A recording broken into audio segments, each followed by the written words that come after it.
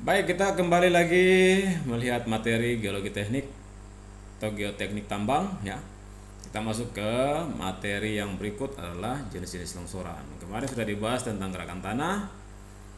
Apa itu gerakan tanah? Ada rayapan, ada jatuhan, ada sliding ya. Karena ada jenis-jenis longsoran yang paling banyak kita temukan di alam ya. Dan juga khusus di area kerja pertambangan. Oke. Jadi di sini ada longsoran bidang, longsoran baji, longsoran guling dan longsoran busur. Ada satu lagi itu namanya longsoran buckling. Tapi mungkin tidak dibahas ini. Nanti silakan kalian lihat materinya di referensi yang lain ya. Tapi secara umum ada 4 tipe longsoran. Dan kita bahas satu persatu. Jadi longsoran bidang itu seperti apa? Longsoran bidang itu dia mempunyai, jadi syarat-syarat yang harus terpenuhi adalah dia mempunyai strike atau jurus mendekati paralel terhadap jurus bidang permukaan lereng. Jadi perbedaan maksimumnya itu 20 derajat. Kemudian kemiringan bidang luncur atau alfa P itu harus lebih kecil daripada kemiringan bidang muka lereng. Kemudian kemiringan bidang luncur alfa P atau plane-nya, bidangnya lebih besar daripada sudut geser dalam. Geser dalam ini kita tahu kita dapat dari pengujian di lab. Sedangkan kalau ini adalah pengujiannya langsung di lapangan, dari pengukurannya di lapangan ya. Kemudian terhadap bidang bebas yang merupakan batas lateral dari massa batuan atau tanah yang longsor. Oke, kita lihat gambarnya seperti ini nih. Jadi ini ada bidang lateral, di sini ada bidang. Jadi di sebelah kiri, di bagian sini maupun di sebelahnya itu tidak ada yang menahan ya, atau ada bidang tidak ada harus ada bidang rilisnya sehingga bloknya ini bisa terlepas. Jadi ini adalah ungkapan dari stereonet secara stereografis. Kita lihat tipe longsoran untuk bidang ya. Untuk bidang itu tipenya seperti ini kalau kita gambarkan dalam stereonet stereografis. Kalau secara jelasnya itu kita lihat dari buku Rock Slope Engineering ini ya tadi dibilang. Jadi longsoran bidang itu terjadi apabila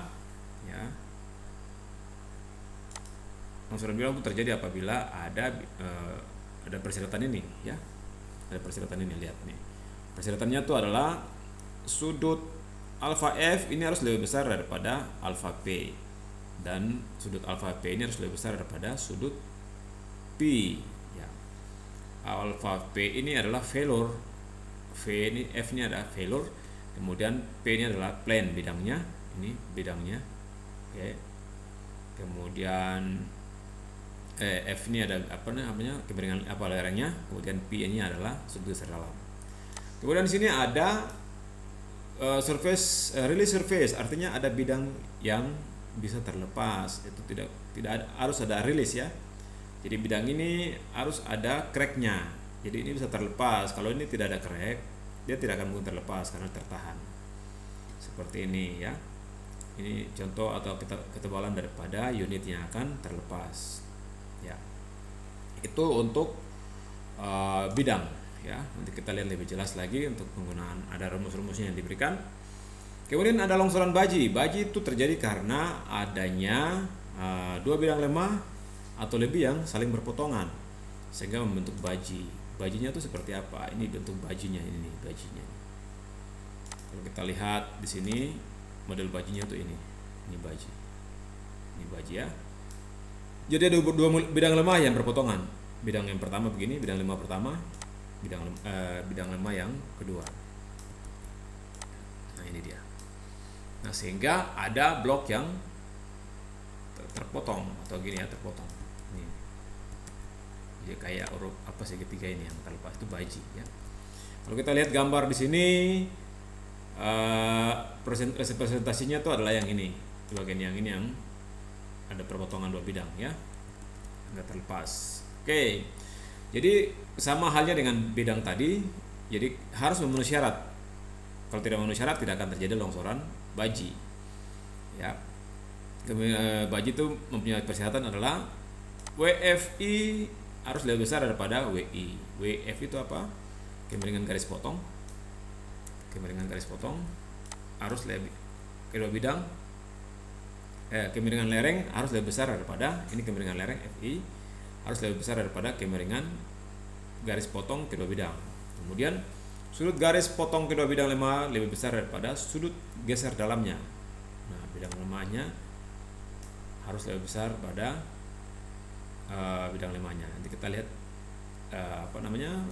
keterangannya lebih jelas di buku Rock Slope Engineering ini. Oke, kita lihat ya, wedge failure. Nah, ini dia. Nah, kita lihat ada keterangan yang kalian kemarin gambar-gambar itu di stereografis ya, seperti ini penampangnya. Jadi setiap garis ini mewakili strike dan dip ya, strike dan dip. Jadi ada strike dan dipnya ya, kemudian ada strike dan dipnya perpotongan dua bidang ini. Akhirnya kita dapat ada baji di sini. Nah, ini baji nih. Jadi ini adalah arah dari arah penujaman yang kemarin kalian gambar atau arah slidingnya ya, direction of sliding ya. Dari dua bidang ini kita akan dapat arah slidingnya, arahnya ke sini. Jadi ini kita tidak tahu arahnya, tapi dari plotting ini, plotting dari stereografis kita bisa ketahui bahwa arahnya itu sekitar, kalau kita ini 90 ini 180 ya, kurang dari 180 ya, sekitar mungkin 170. Oke, itu pengertiannya. Jadi di sini ada dilihat bahwa kalau kita lihat gambaran ini ya, gambaran lerengnya ini, kita lihat bahwa ada alfa FI. Alfa FI itu adalah kemiringan lereng. Kemudian alfa I itu adalah kemiringan bidang longsor ya, atau line of intersectionnya, arah longsorannya atau kemiringan longsorannya ya. Kemudian yang ini adalah sudut geser dalamnya. Oke, kita lihat di sini sama kayak tadi, ini penggambaran ini kita bawa kembali ke penggambaran untuk bajinya. Oke, bajinya ini ada plane A atau bidang A. Bidang A itu yang ini garis putus. Ini garis A-nya putus. Oke, kemudian ada garis B atau bidang B yang ini. Nah, kemudian ini adalah face, itu adalah muka lereng. Muka lereng kalau kita lihat di sini, muka lereng itu ini muka lereng ini. Nah, ini muka lereng. Ini yang disebut dengan face-nya ini. Ini garisnya nih, garis muka lereng. Kemudian ada apa lagi? Oke, itu ya. Bisa kita lihat di sini memberikan gambaran. Jadi ini adalah garis penampangnya akan sliding ya. Oke, itu untuk baji. Kemudian kita lihat lagi materi berikutnya adalah longsoran toppling atau guling ya. Apa tuh toppling? Toppling terjadi pada lereng yang terjal. Umumnya terjadi pada lereng yang terjal ya. Pada batuan yang keras di mana struktur bidang lemahnya berbentuk kolom. Jadi kayak kolom-kolom ya, kayak blok-blok gitu. Longsorannya terjadi apabila bidang-bidang lemah yang ada berlawanan dengan kemiringan lereng. Kita lihat sini. Kemiringan lerengnya, kita lihat gambarannya dulu ya. Gambaran di toppling. Oke. Nah, ini dia nih. Gambaran topplingnya. Nah. Nih. Oke ya. Ini dia punya kemiringan, ini kan kemiringan lerengnya kayak gini. Ya. Tapi kemiringan bloknya itu berlawanan. Jadi bukan dia miring ini, tapi dia miring ke sini. Jika rata-rata dia bloknya arahnya begini ya. Nah, jadi makanya tadi disebut kemiringannya itu berlawanan dengan kemiringan lereng itu berlawanan dengan kemiringan bidang lemahnya ini, krek-kreknya ini. Jadi terjadi pada batuan yang keras ya. Oke, kita lihat lagi di sini ada gambaran untuk stereografisnya juga. Nah, ini ada gambaran stereografisnya. Kemudian ini ada bloknya ya. Blok. Kalau kita gambarkan lagi satu lagi bloknya, di sini ada blok yang banyak ya. Tapi ini kita tinjau satu blok aja untuk contoh ini. Ya. Kita ambil satu blok, jangan contoh, ada tinggi Y-nya, ada delta X-nya, ada W-nya, berat daripada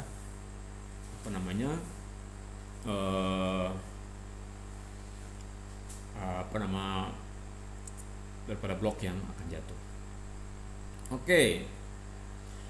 Berikut itu ini gambaran stereografisnya ya untuk top link. Nanti kalau keterangan apa untuk stereografisnya bisa kita lihat di materi ini ya. Kita lihat dulu ya. Jadi longsoran guling pada blok fleksibel terjadi jika sudut betanya itu lebih besar daripada 90 derajat ditambah pi dikurang alfa, di mana beta itu kemiringan bidang lemah. Kemudian theta atau pi adalah sudut geser dalam dan alfa adalah kemiringan lereng. Nah, perbedaan maksimal jurus strike dari kekar join dengan jurus lereng adalah 30 derajat. Jurus perbedaan maksimal jurus dari kekar dengan jurus lereng adalah 30 derajat. Ya, perbedaannya 30 derajat. Kita lihat sini. Mana perbedaan jurus dari kekar? Ini jurus kekar. Ini arahnya ke sini.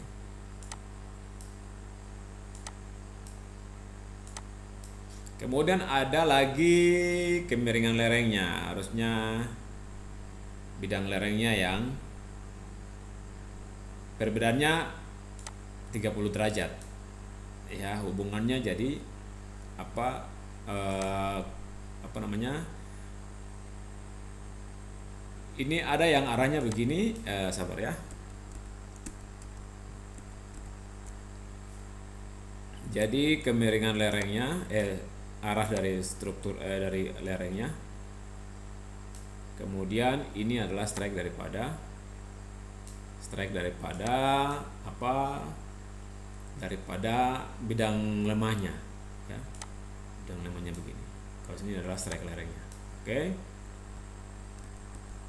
Jadi perbedaannya itu sekitar 30 derajat. Jadi beta kemiringan bidang lemah harus lebih besar daripada 90 derajat. Artinya beta tuh kemiringan bidang lemah. Ini kemiringan bidang lemah. Kemiringan berarti dipnya ya, dip. Kemudian sudut geser dalam itu dari pengujian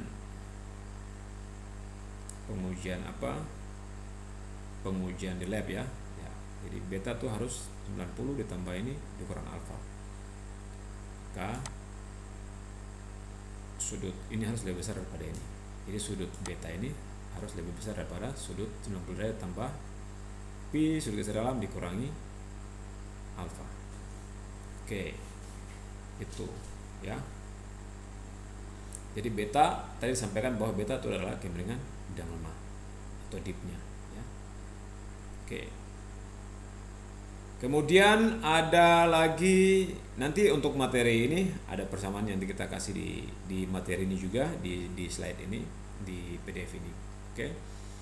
Kemudian ada longsoran busur. Longsoran busur itu terjadi pada material yang lepas atau tanah atau batuan yang lapuk ya. Jadi batuan yang hancur akan terdapat pada suatu daerah penimbunan dengan dimensi besar yang akan cenderung longsor dan bentuk longsorannya itu berbentuk busur lingkaran menurut Hook and Bray ya. Oke. Kemudian ini salah satu contoh longsoran busur ya. Busur karena dia tipe longsorannya tuh berbentuk seperti busur. Kalau kita gambarkan dia ini ya, modelnya seperti bukan ini ya, ini. Oke, ini model busur ya. Jadi longsorannya kayak busur. Jadi tanahnya terlepas atau batuan yang lapuknya terlepas berbentuk busur. Oke, masa batuan, konsep masa batuan, struktur batuan dan bidang diskontinu. Ada 3 nih, masa batuan, struktur batuan, dan juga ada bidang diskontinu. Nah, masa batuan itu apa? Masa batuan itu mempunyai volume yang besar ya. Komposisinya juga besar. Dan terdiri dari bidang-bidang diskontinu. Membentuk suatu material dan saling berhubungan dengan suatu elemen sebagai kesatuan. Kekuatan massa batuan sangat dipengaruhi oleh frekuensi bidang-bidang diskontinu yang terbentuk. Bidang-bidang diskontinu itu apa? Seperti kekar, sesar, patahan, itu bidang-bidang diskontinu atau disebut dengan struktur geologi. Oleh sebab itu massa batuan mempunyai kekuatan yang lebih kecil dibandingkan dengan batuan utuh. Batuan utuh itu adalah batuan yang kita ambil secara skalanya kecil. Umpamanya kalau ini massa batuan yang besar, kalau kita lihat gambarannya seperti di sini umpamanya, ya, kita lihat book covernya. Nah ini umpamanya batuan yang sangat besar, ya ini massa batuan nih, massa batuan. Jadi potensi kekar-kekarnya tuh lebih banyak dibandingkan batuan yang kita ambil secara lab, ya, secara lab diambil dari pemboran yang kemarin kalian lakukan praktikum di lab. Kita bor dan dapat sampelnya, itu adalah batuan utuh.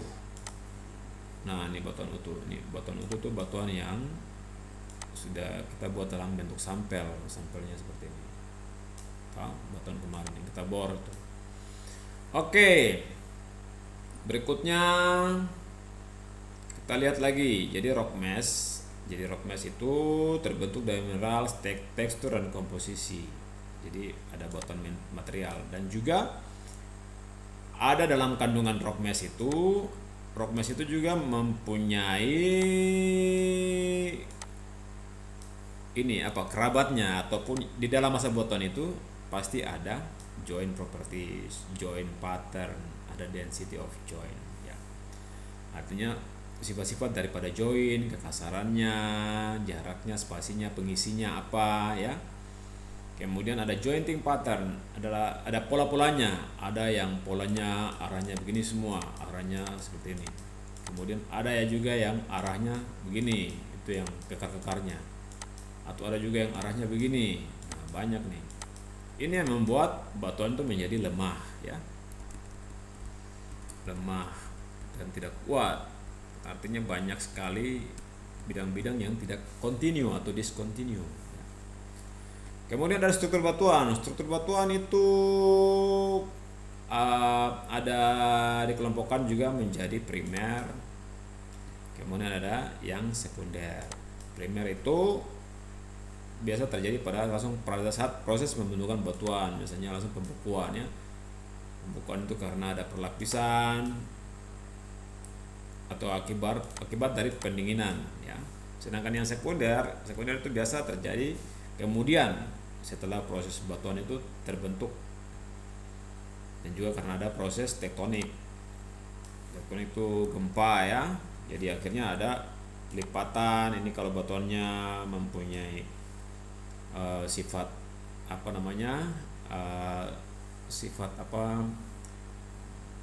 modulus yang atau modulus elastisitasnya yang tinggi, jadi bisa terjadi lipatan.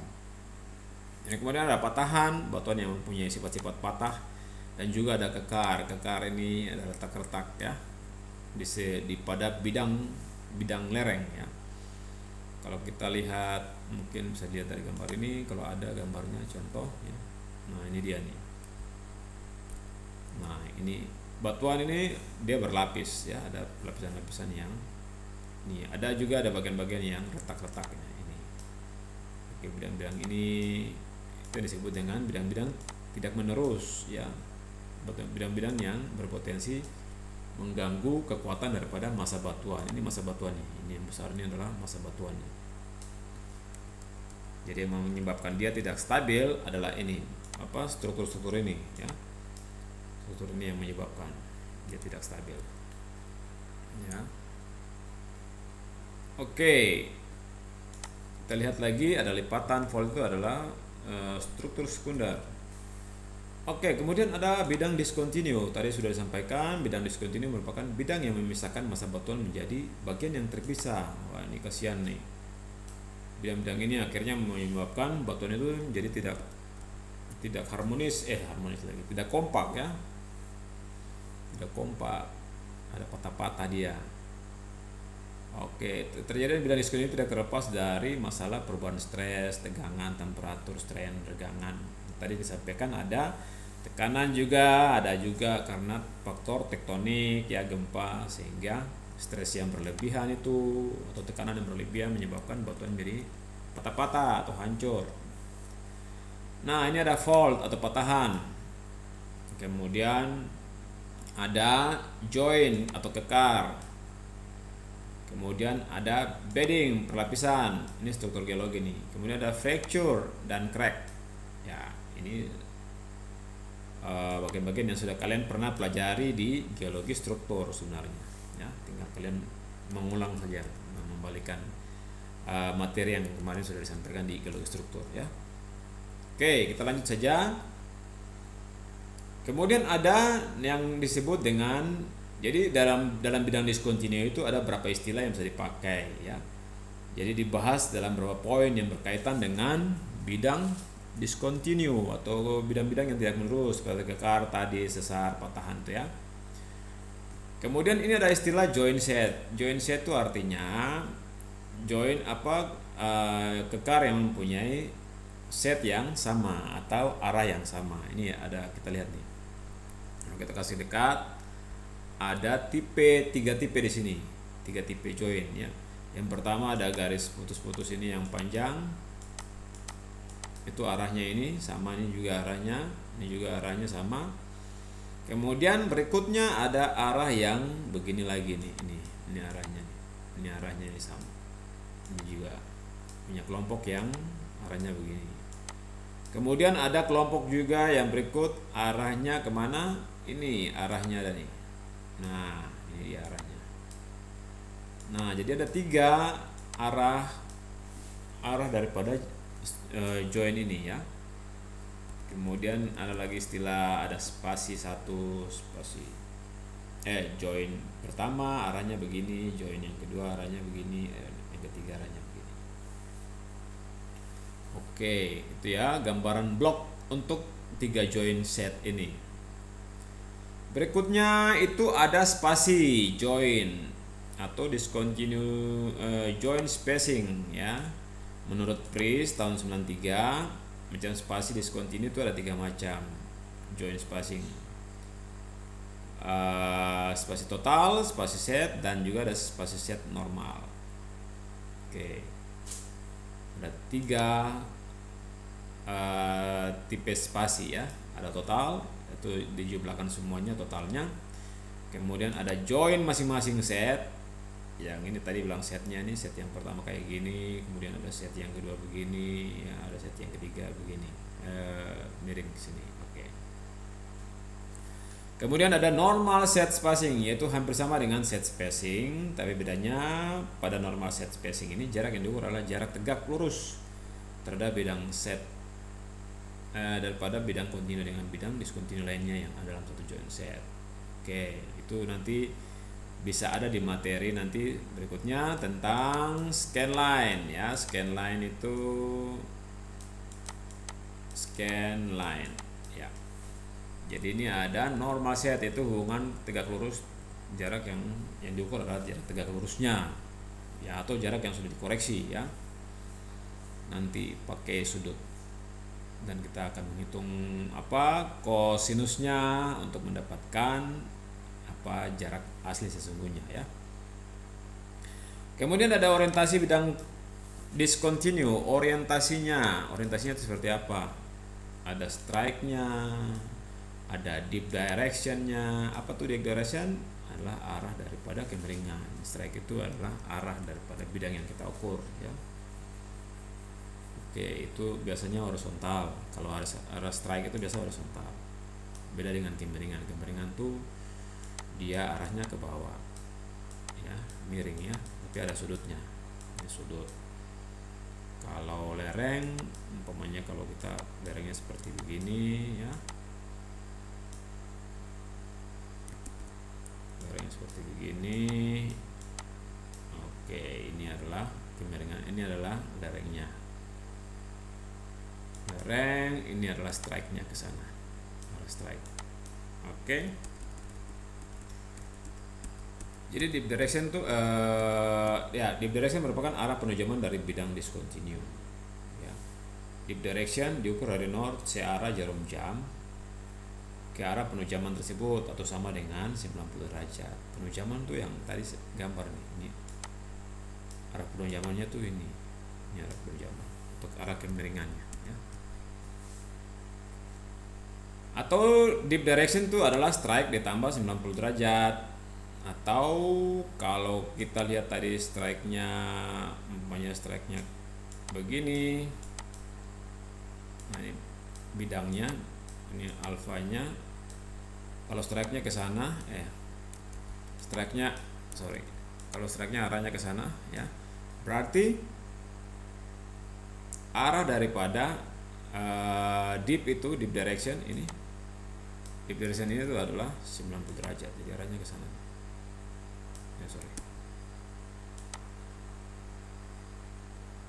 Ini jadi oke, kita lihat arahnya ke sini. Ini. Tapi dia bukan arahnya miring ke bawah ya, arahnya horizontal. Ini sekitar 90 derajat. Ya, jadi tadi bilang di direction arah 90 derajat. Jadi bukan arahnya ke bawah, tapi kita bayangkan dia horizontal saja ya. Oke. Horizontal. Oke. Kemudian deep direction tuh adalah kemiringan yang tadi sudah disampaikan. Deep deep atau kemiringan ya. Deep kemiringan bidang itu seperti ini kemiringannya. Nah, ini adalah deepnya, kemiringannya. Oke. Berikutnya adalah metode kesetimbangan batas. Apa tuh metode kesetimbangan batas? Kesetimbangan batas itu adalah metode yang kita anggap bahwa gaya-gaya tidak akan bergerak, atau suatu benda tidak akan bergerak apabila dia setimbang ya.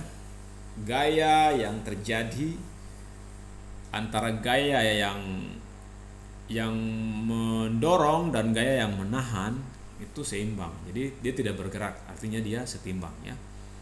Atau sama dengan 0, tidak ada nilai ya. Oke, kita lihat di sini. Sifat-sifat dari sini. Metode kesetimbangan batas merupakan asumsi lereng dibagi dalam berapa irisan.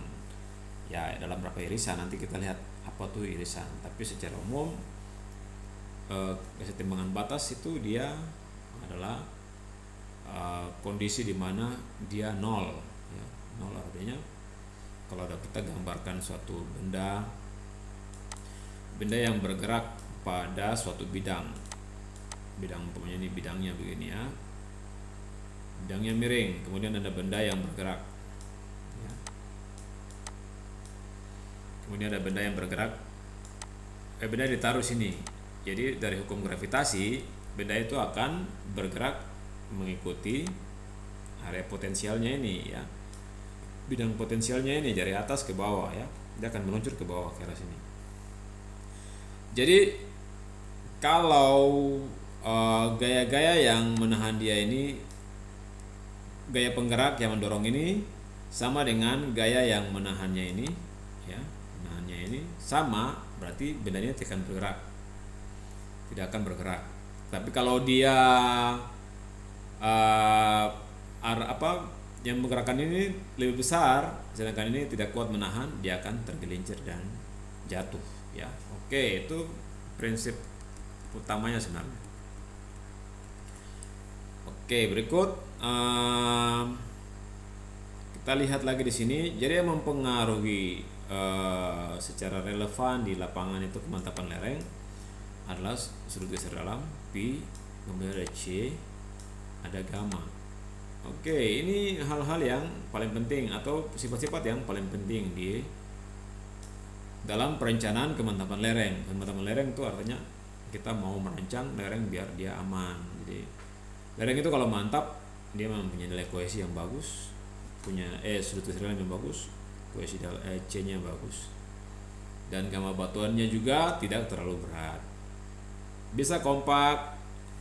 Yang penting juga nanti ada hubungannya dengan struktur kekar-kekar yang ada di massa batuan atau lereng itu.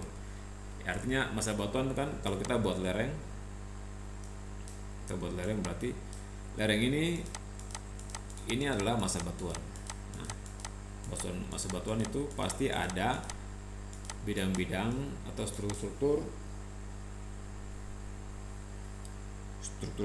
yang bekerja atau ada di sini struktur geologi seperti patahan, rekahan, kemudian lipatan ya. Oke, kita lihat lagi, lanjut ke bawah. Nah, ini dia. Jadi kekuatan geser itu berhubungan dengan tegangan normal. Dapat dinyatakan dengan persamaan ini, P sama dengan C dikali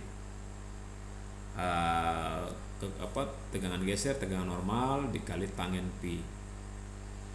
Nah, ini adalah gambar contoh hubungan antara tegangan normal dan tegangan geser ya. Tegangan normal diberikan sama ya. Diberikan tegangan normal, dikasih tegangan normal, kemudian ada juga tegangan gesernya. Oke ya. Tegangan geser itu yang memberikan geser nih. Ini ada tegangan geser satu lagi, ini juga ada tegangan normalnya. Nah, bendanya akan diam apabila gaya di sini sama. Kalau umpamanya kita kasih gaya 8, berarti di sini adalah 8. Ya. Berarti sama ya. Adalah sama dengan 1 atau ya setimbang ya.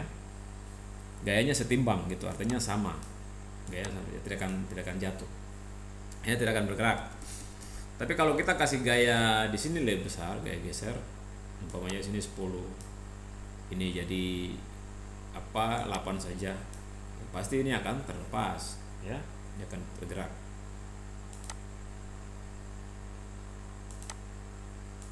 Oke, kita lanjut lagi. Jadi hubungan tegangan normal dan tegangan geser itu akan menghasilkan kohesi ya. Kohesi itu adalah, kalau secara arti fisiknya itu adalah seperti ini ya, pengukuran berdasarkan dari hasil pengujian itu triaksial. Ini kita akan mendapatkan nilai-nilai ini dari hasil pengujian triaksial atau pengujian kuat geser ya. Jadi ini grafiknya adalah pengujian kekuatan geser ya. Ada nanti lagi ada yang menggunakan triaksial. Triaksial itu nanti ada grafik hubungan antara tegangan normal juga ya terhadap tegangan geser. Oke ya. Jadi ini nanti ada sampel-sampel yang akan diuji berdasarkan ya, ini tegangan grafik tegangan dan grafik kekuatan geser ya. Di sini ada tegangan, ada sigma 1, ini sigma 3 ya. Kemudian yang berikut sampel yang kedua lagi ada sigma 1, ada sigma 3, kemudian yang sampel berikutnya lagi terbalik ya. Terbalik. Jadi sini yang sigma 3-nya yang kecil, kemudian sigma 1-nya yang besar. Jadi ini adalah grafik garis tegangan ya. Jadi tegangan 1, tegangan 3, tegangan 1. Berikutnya lagi dikasih beban confining yang besar. Kita dapat lagi yang 1, 3, ini untuk sampel yang kedua. Kemudian ada sampel yang ketiga lagi. Ya, sampai kita akan mendapatkan garis kekuatannya antara sampel-sampel ini yang bersinggungan ya. Bersinggungan. Nanti ini harusnya bersinggungan. Yang kita dapat ini adalah garis kekuatan gesernya. Jadi atau garis ini ya adalah tegangan geser. Adalah C ditambah tangen sigma n dikali tangen P. Oke, itu untuk persamaan ini, garis ini lurusnya ini ya. Oke, kita lihat lagi berikutnya untuk mendapatkan kekuatan geser dan tegangan normal. Kemudian ada berikutnya adalah akibat beban gravitasi. Gravitasi itu karena ada kemiringan ya, kemiringan. Jadi kalau ada bidang yang miring itu akan memberikan efek yang atau memberikan bantuan yang cukup besar sehingga ada pergerakan ya. Seperti ini kita lihat nih, ada bidang miring ini ya, bidang miring dengan sudut terhadap bidang horizontalnya adalah alfa, ini alfa ya. Jadi uh, satu blok ini mempunyai, kalau bisa dibilang ini adalah arah atau vektornya atau gerakannya itu akan pasti mengikuti bidang gelincir ini ya, mengikuti bidang gelincir ini. Jadi ini ada berat daripada atau arah daripada bautan ini, arah daripada bautan ini untuk arah ke bawah ini ya, itu adalah W cos alfa. W cos alfa. Sedangkan W-nya itu adalah ini. Ini adalah W-nya. W itu adalah berat daripada benda ini. Pasti benda ini akan berat secara vertikal atau gravitasi ya. Harus lurus ya. Kalau ini bukan berat, ini adalah arah daripada apanya, ini blok ini ya. Atau kalau arah ini kita sebut dengan W cos alfa ya. Kenapa kita dapat W cos alfa? Karena ini dia punya segitiga ini. Kalau kita lihat dari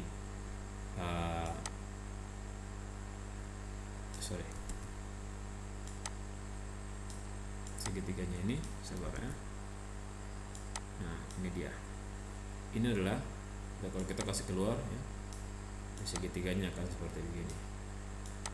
Nah jadi ini adalah bidang W cos alfa. Nah bidang yang ini itu adalah bidang ini garis ini ya. Kemudian garis ini itu adalah W. Kemudian ya sepakat ya, kita punya sudut yang terbentuk di sini adalah sudut alfa. Atau kalau kita lihat kembali di sini, ini ada sudut alfanya nih. Hubungan antara ini.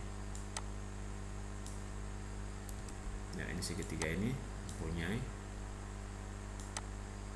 sudut ini alfa. Oke. Jadi garis ini adalah ini sama juga, ini alfanya. Oke. Dapat alfanya toh. Makanya W-nya ini adalah arah W, beratnya kita ketahui ya, beratnya ini bisa diketahui beratnya. Kemudian untuk arah ini adalah W ini dikali dengan cos sudut ini. Berapa sudutnya bisa diukur ya. Sama juga dengan arahnya ini. Arah ini adalah sama dengan W ini. Karena dia segitiganya terbalik, maka kita menggunakan sinus ya. Oke, jadi itu arahnya, ini adalah arah sinus, dan sini adalah arah cos dengan sudutnya yang ini. Oke, ada bidang gelincir. Kemudian untuk mendapatkan tegangan itu sebenarnya dia adalah, tegangan itu adalah berat atau berat dibagi atau kilogram dibagi dengan luas penampang, meter persegi ya. Jadi ini adalah berat kilogramnya dibagi dengan meter perseginya. Apa tuh W cos alfa? Ini W cos alfa nih, ini berat. W cos alfa garis ini ya, garis ini bagi dengan penampangnya. Ini penampangnya nih. Kalau kita lihat besar luas daripada batuan ini, pasti dia akan mempunyai penampang. Kalau kita bawa keluar, dia akan berbentuk punya penampangnya seperti ini, kotak ya. Jadinya ada panjang, ada lebarnya. Jadi penampang alasnya ini, benda balok ini ya. Kalau kita gambarkan dia mungkin seperti ini. Nah ini adalah bidang luasnya itu, luasnya di atas sama dengan luasnya di bawah sih. Oke. Pokoknya dia yang mempunyai tumpuannya mengenai bidang gelincir ini. Oke, itu ya. Jadi kita dapat sigma atau tegangan adalah W cos alfa dibagi dengan penampang. Kemudian setelah disubstitusi, kita akan dapat dari persamaan ini atau sigma n-nya ya. Jadi ini adalah sigma n-nya. Sigma n atau sama dengan ini ya. Ini sama dengan ini. Ya. Sigma n ya, sama dengan ini. Oke, jadi diketahui F gaya adalah tegangan geser dikali luas penampang. Maka gaya penahan F itu adalah C gaya, atau kalau kita bawa lagi ke tegangan gesernya tau adalah C dikali A, atau ya dikali penampang ditambah sigma n atau W cos alpha dikali tangen pi. Jadi kalau gayanya sebanding berarti W sinus itu harus sama dengan ini, kohesi dikali penampang, luas penampang ditambah sigma n dikali tangen pi. Artinya ini tadi W sinus alfa ini harus sama dengan kekuatan geser tadi, sama dengan tau, yang artinya C dikali A atau dikali A kemudian ditambah tangen pi lagi sigma n dikali tangen pi. Tan pi ya, sambungannya sini ya. Tan pi. Oke.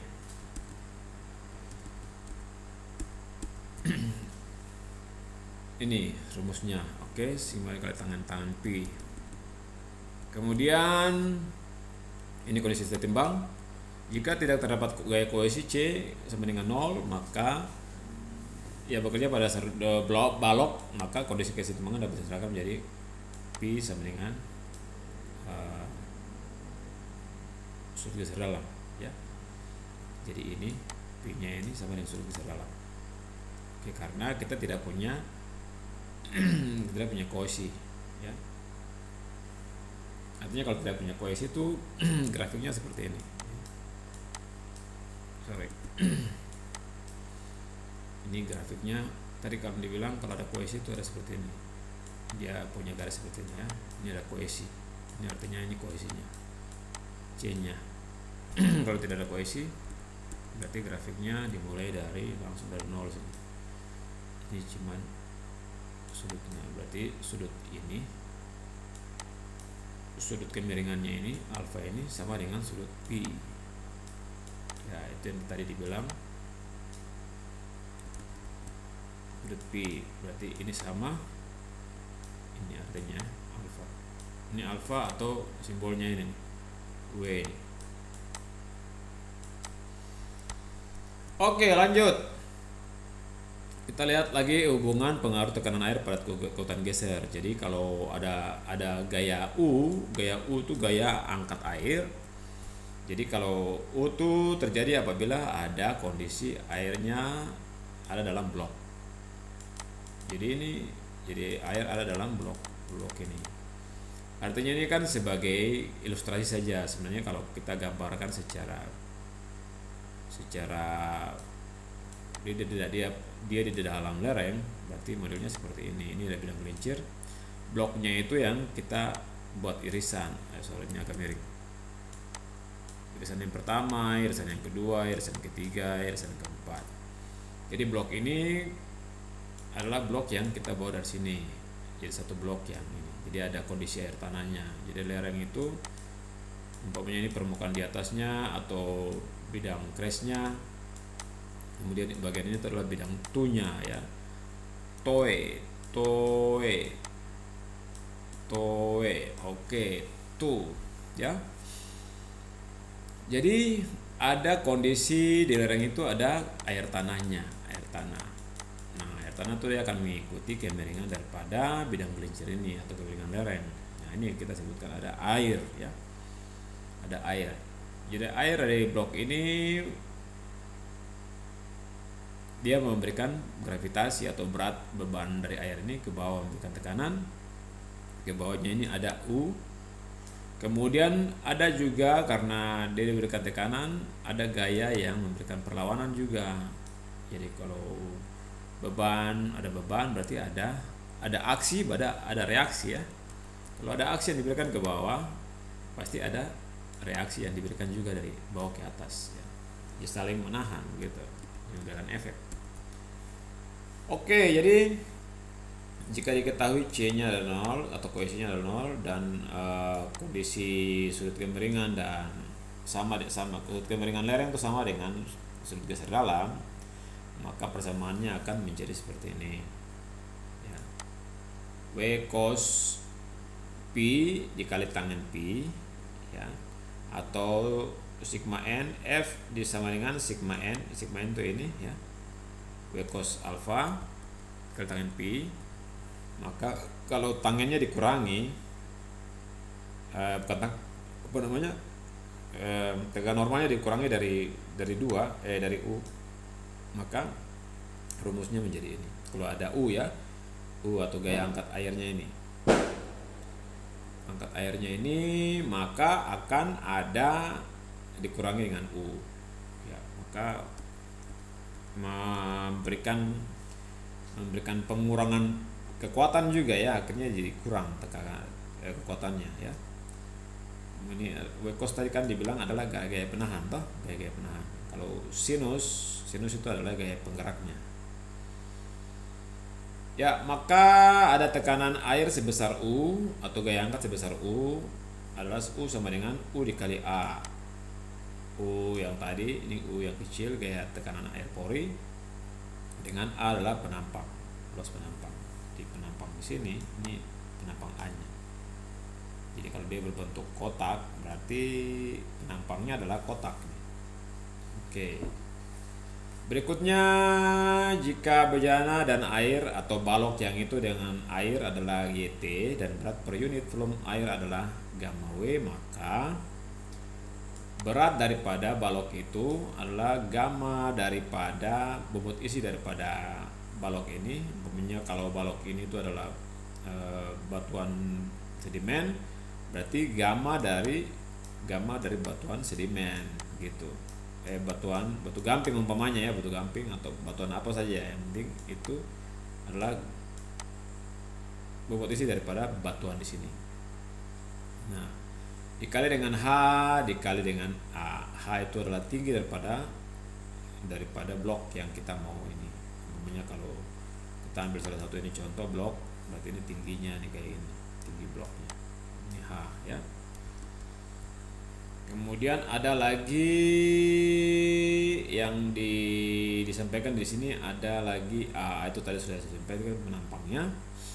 Kemudian A itu bisa menggunakan persamaan atau kebalikan daripada W dibagi dengan gamma T dikali H, atau U adalah gamma H dikali tinggi muka air tanah, tinggi air tanah dikali dengan A.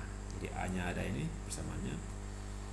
HW itu adalah, HW itu apa? Ini HW adalah tinggi muka air tanah pada blok ini saja ya, salah satu blok. Jadi nanti ada lagi tinggi muka air tanah yang ada dari bawah ini. Jadi ada blok yang berikutnya.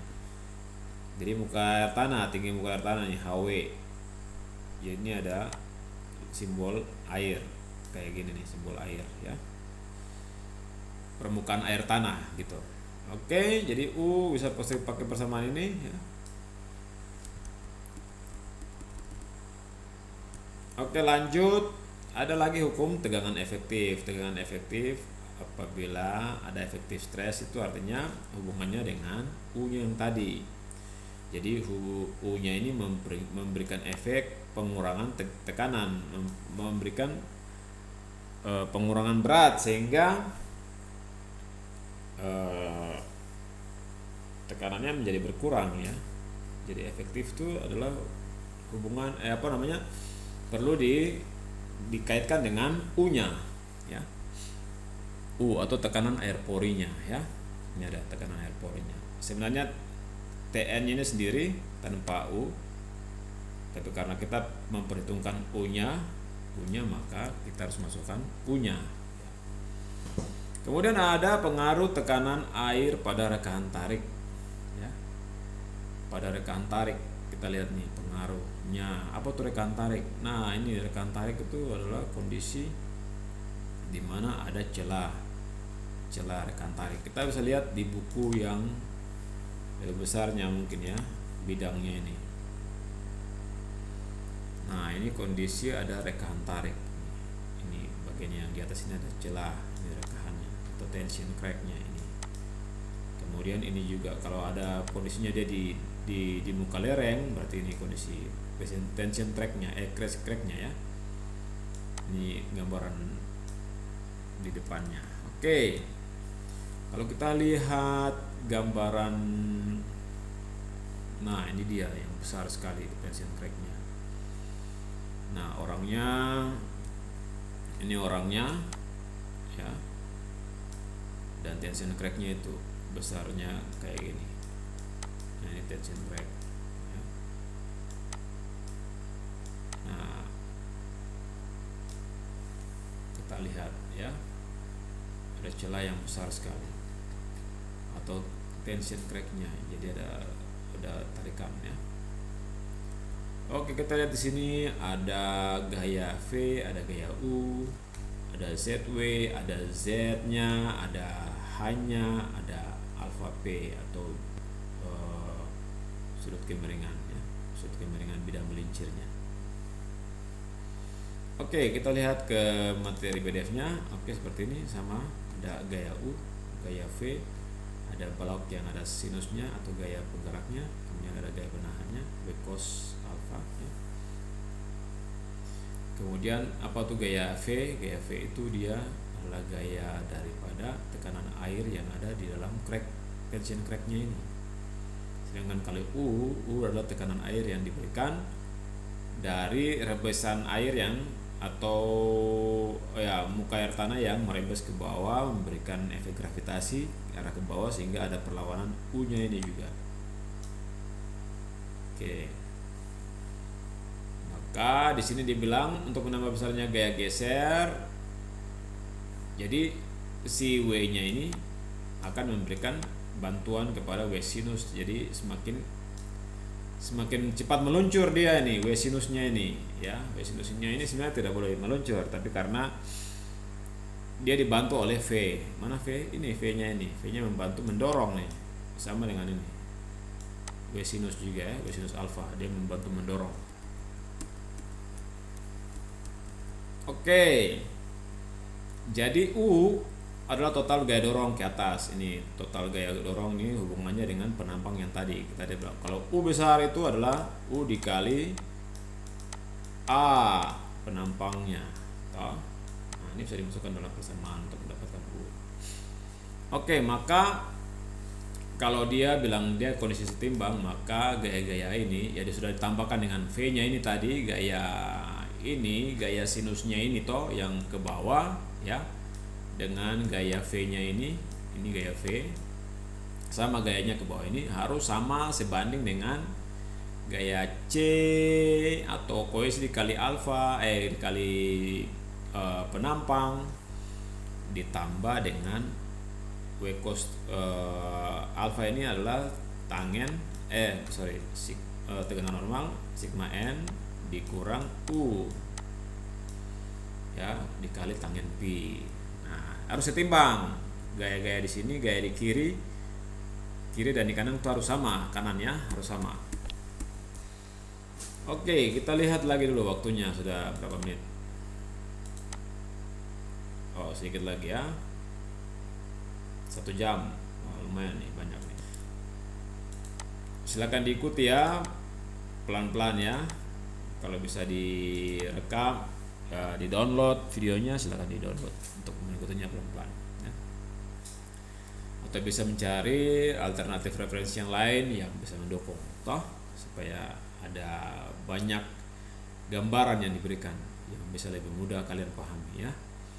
Oke, ini salah satu contoh ada tension crack ya, ada yang di atasnya atau di bagian crashnya. Ini kalau bagian atas disebut dengan crash lereng, kemudian yang bagian bawahnya ini itu disebut dengan tool ya, tool lereng. Oke, jadi dari gambaran ini kita dapat tinggi lerengnya, kemudian ada gaya V-nya, gaya yang dihasilkan karena ada air yang masuk ke dalam celah tension crack ini. Jadi airnya celah ini masuk sehingga memberikan dorong efek tekanan pori juga sebenarnya ya. Kemudian ada gaya normalnya, gaya W, gaya berat, gravitasi. Kemudian adalah gaya apa? Ini adalah apa? Sudut WP, sudut bidangnya, gila gelincir. Kemudian ada sudut kemiringan lereng. Ada set W-nya itu adalah tinggi air tanah yang masuk ke dalam tension crack ini. Sedangkan setnya ini adalah tinggi daripada tension cracknya sendiri. Kalau airnya kan ini ya, airnya tinggi airnya. Kalau ini adalah tinggi daripada tension crack atau celah yang terbukanya ini. Oke, kita lihat ini ada dua kondisi. Yang pertama kondisi tadi di atas crash maupun di muka lerengnya ini. Ini ada bagian yang kecil yang terlepas atau ini bagian yang kecil, kemudian ada bagian besar yang langsung dari atas. Oke, berikutnya itu adalah ya sama, ada gaya-gaya yang terjadi di sini. Oke, ada gaya Z tinggi daripada apa tensionnya atau tinggi daripada ya tensionnya, kemudian Z2 itu tinggi daripada muka air tanah yang ada masuk di dalam cracknya ini. Maka kita dapat menggunakan persamaan untuk menghitung kekuatan bidang ini ya, baik yang di muka lereng maupun yang berada di atas lereng ya, seperti ini. Oke, jadi ada rumusnya seperti ini: C atau koefisien dikali luas penampang ditambah W cos alfa P, kemudian dikurang U dikurang V dikali sinus WP dikali tangen P dibagi W sinus W alfa P atau bidang apa tadi WP ini, bidang gelincir ya, bidang gelincir dengan ada WP dengan WF itu bidang kemiringan lerengnya ya. Oke. Kemudian ada kondisi ada 2W. W yang kita pakai di sini ada 2W ya. Karena kita punya rekahan itu ada dua. Ada yang tarik W-nya untuk kondisi dia di belakang crash. Artinya di belakang crash itu artinya ini di belakang crash ini. Di belakang crash ini belakang crash ya. Ini crashnya tadi kita sampaikan crash, belakang crash itu yang ini ya, ini berarti belakangnya. Kemudian ini adalah di muka lereng. Jadi perhitungan W-nya juga beda ya. Kita nanti kalau ada persamaan yang memakai W ini ada W-nya ini lagi. Jadi W-nya kita lihat dari kondisi di lapangan ya. Kalau dia model tensinya di depan ini lereng ini, berarti kita pakai W yang di depan lereng, di muka lereng yang ini W-nya ya. Kalau dia W-nya di belakang lereng atau di belakang crash lereng, di belakang sini. Nah ini berarti kita pakai W ini bersamaan W-nya ini kita pakai yang W yang di belakang crash yang ini. Ya, jangan sampai terbalik ya. Kita lihat dari kondisi gambarnya saja. Oke, di sini ada setengah dikali gamma dikali H pangkat 2. H itu tinggi daripada lereng, kemudian 1 dikurang Z itu Z adalah tinggi rekahan tarik ya, dibagi tinggi lereng pangkat 2 kotangen alfa P atau bidang alfa P tadi apa ini alfa P bidang gelincir ya,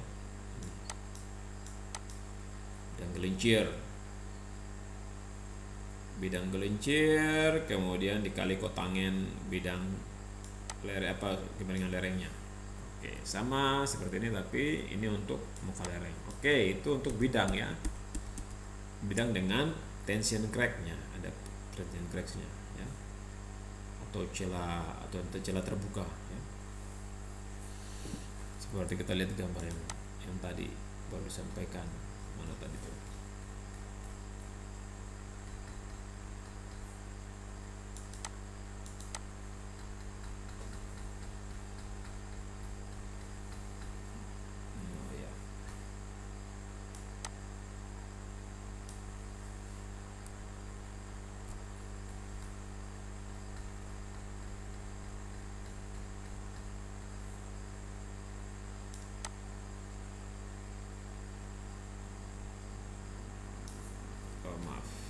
Oke, kita lanjut saja ya. Tadi yang sudah kita sampaikan ya, tadi yang ada dua gambar, ada dua orang yang melihat celahnya tadi. Oke, nanti kalian bisa lihat kembali ke video di belakangnya ya. Oke, kemudian kita masuk ke longsoran baji. Apa tuh longsoran baji? Longsoran baji terjadi karena ada perpotongan garis bidang lemah pada muka lereng bagian atas ya. Kita lihat sini. Nah, ini perpotongan dua nih. Ada bidang, ada lereng, ini sebenarnya ada lereng ya. Ada lerengnya seperti ini. Ini lereng bidangnya ini, bidang lerengnya ini. Kemudian dipotong oleh dua bidang kekar. Sorry, ini mouse-nya lagi gangguan. Oke, ini dua bidang lemah. Nah, jadi terjadilah baji ya. Ada bidang A, ini kondisi bidang A di sini, kemudian ada bidang B di sini. Oke, ini yang bidangnya ya. Untuk terpotong ada atas dua bidang. Ini terjadi dua bidang. Bidang A, bidang B.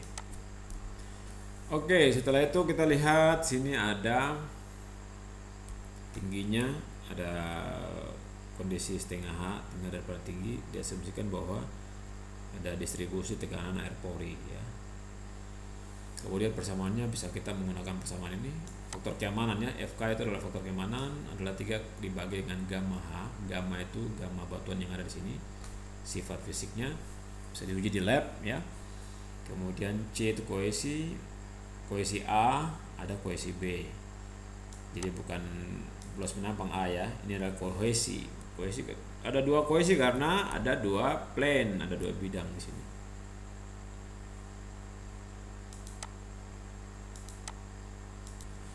Ya, ini persamaannya. Oke, ada kohesi, ada dua, kohesi A, kohesi B.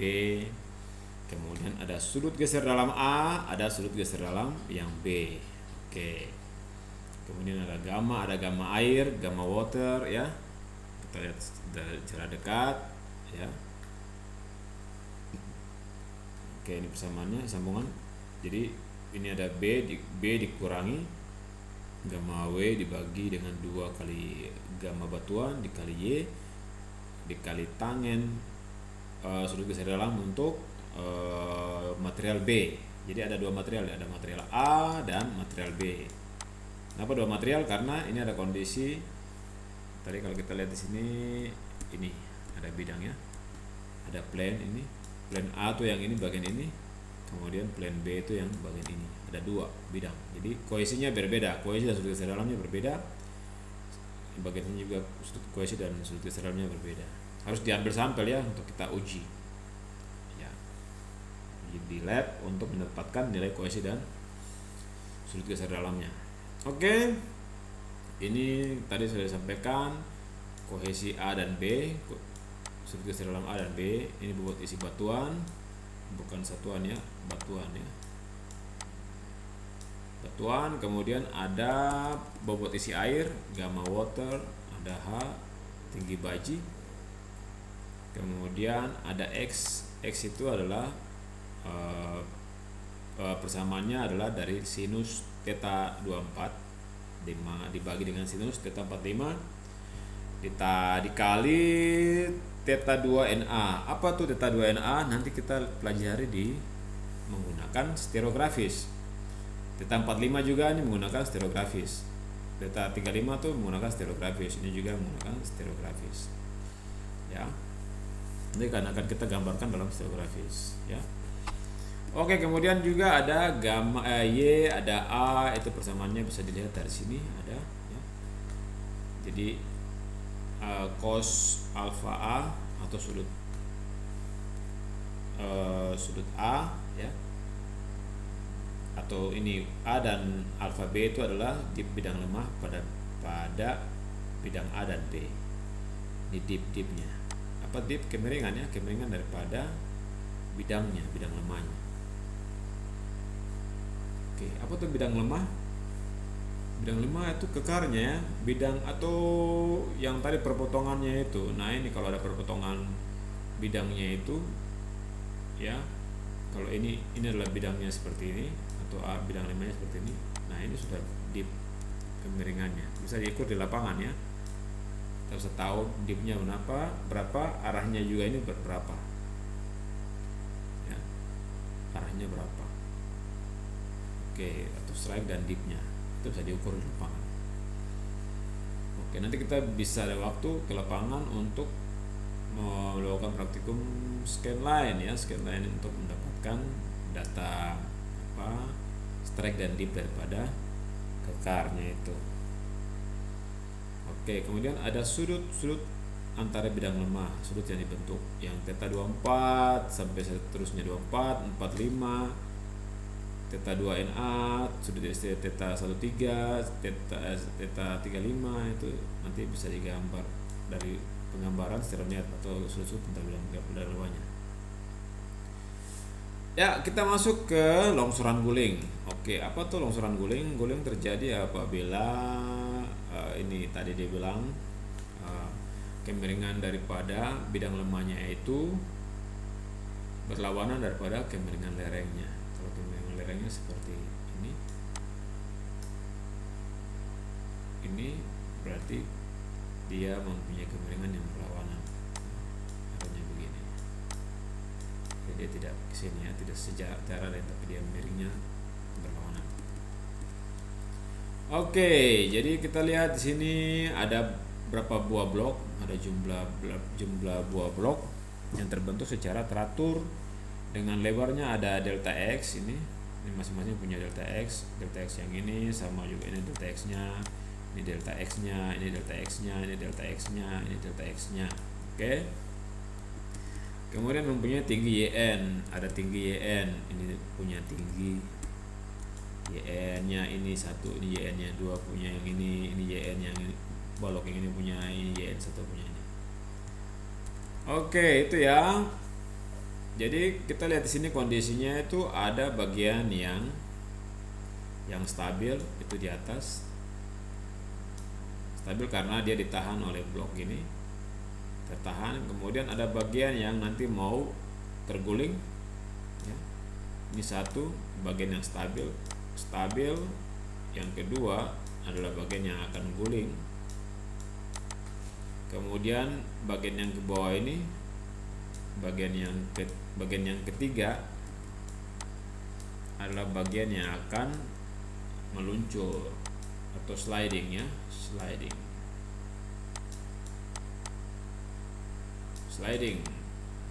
Oke. Slidingnya. Oke, itu kemudian jadi nanti akan diberikan nomor penemuran blok. Jadi blok yang pertama 1, 2, 3, 4, 5, 6, 7 dan seterusnya kalau ada masih ada ke atasnya lagi ya. Oke. Jadi sudut kemiringan lereng adalah theta dan kemiringan muka atas lereng adalah theta dikali U, sedangkan dip dari bidang lemah adalah 90 dikurang alfa. Alfanya itu masing-masing bidang ya. Undak-undakan yang terjadi akibat longsoran berbentuk teratur dan mempunyai kemiringan beta. Konstanta A1, A2 dan B selanjutnya dapat dihitung dengan persamaan berikut. Ini konstanta bisa dihitung untuk dimasukkan dalam persamaan ya. Oke. Berikutnya ada YN, tinggi balok YN yang pertama dan yang berikutnya lagi dapat dihitung ya. Yang pertama dia N dalam kurung A1 dikurang B, A1 ada nih. Kemudian B-nya ada nih rumusnya. Ya. Kemudian untuk YN atau tinggi baloknya yang berikutnya kita bisa menggunakan persamaan ini. Jadi N dikurang 1, umpamanya dia 1 ke 2 atau 2 ke 3, 3 ke 4 dan seterusnya ya. Baloknya kan ada beberapa ya. Jadi kita hitung pertama, yang kedua, yang ketiga ya, balok 2 ke 3, 1 ke 2, 2 ke 3, 3 ke 4, 4 ke 5, 5 ke 6. Nah, itu untuk menghitung penggunaan YN-nya ini ya. Nah, seperti ini kita lihat di sini ada kondisi tiga kondisi ya. Ini kondisi yang pertama tuh stabil, kondisi yang kedua tuh toppling, kemudian kondisi ketiga tuh dia dalam kondisi sliding. Jadi persamaan-persamaan ini bisa dibuat dan dihitung ya, bisa dihitung dan dimasukkan dalam Excel ya. Nah seperti ini kita lihat Excelnya ya, mungkin saya tunjukkan sebentar Excelnya. Nah seperti ini. Oke, gitu sambil menunggu. Di sini ada apa namanya gaya-gaya yang terjadi pada setiap blok ya. Blok yang stabil itu seperti ini, ada gaya delta X, ada gaya Qn, gaya Mn, gaya Rn adalah gaya yang menahan blok ini memberikan perlawanan. Kemudian ada gaya yang apa namanya Sn sigma n dikali tangen P, ini adalah gaya yang membantu memberikan perlawanan. Sedangkan ini adalah gaya Pn. Pn itu gaya dorong. Kemudian ada hubungannya lagi dengan Pn1 yaitu membantu menahan ya. Kemudian adalah tinggi Ln nya, kemudian ada Mn nya. Oke, ini semua reaksi-reaksi yang terjadi pada sebuah blok. Kemudian ada lagi yang blok yang untuk toppling. Jadi untuk menentukan toppling, persamaan toppling yang ini, maka persamaan yang kita pakai adalah Pn ini. Pn sama dengan Mn dikurang delta X dikali tangen P ditambah Wn beratnya ini, berat apa? Berat bloknya dikali Yn tadi sudah sampaikan rumusnya tadi nih, Yn ya. Kemudian ini untuk kondisi dia dari crash ke bawah, kemudian untuk blok di atas crashnya. Nah, ada dua persamaan yang kita pakai. Kalau dia bloknya di bawah crash, berarti di permukaan lereng, berarti kita menggunakan Yn yang ini. Kalau dia di atas crash, artinya kalau crash seperti ini ya. Sorry.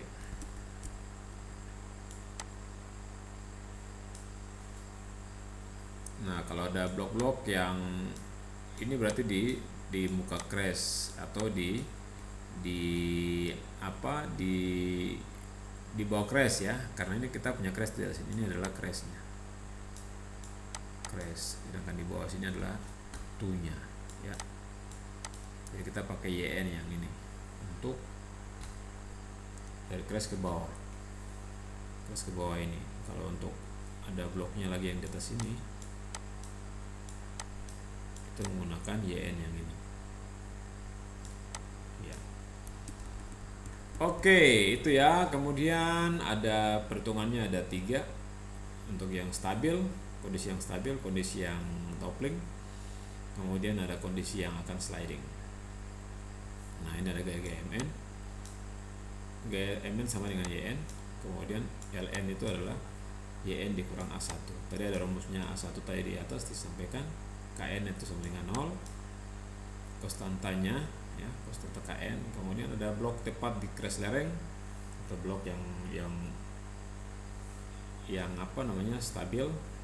Mn itu sama dengan Yn dikurang A2, Ln ada Yn dikurang A1. Jadi Yn tadi ada rumusnya tadi disampaikan, kita bisa mengisinya untuk mendapat mengisi nilainya dan kita menghitung ya. Oke, ini juga ada Mn untuk blok yang di atas crash lereng. Kemudian ada lagi rumusnya yang diberikan, apa tuh Qn?